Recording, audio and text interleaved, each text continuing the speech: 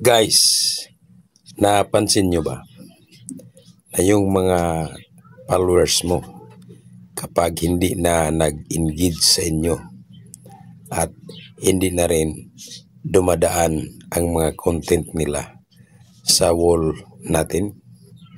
So, in reverse, pag hindi tayo mag-engage rin sa mga followers natin, ganun din ang mangyayari.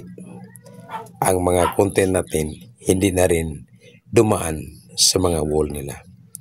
So, kaya ko ito sinasabi kung gaano kahalaga ang regular na pakikipag-engage sa mga followers or kapwa content creator natin.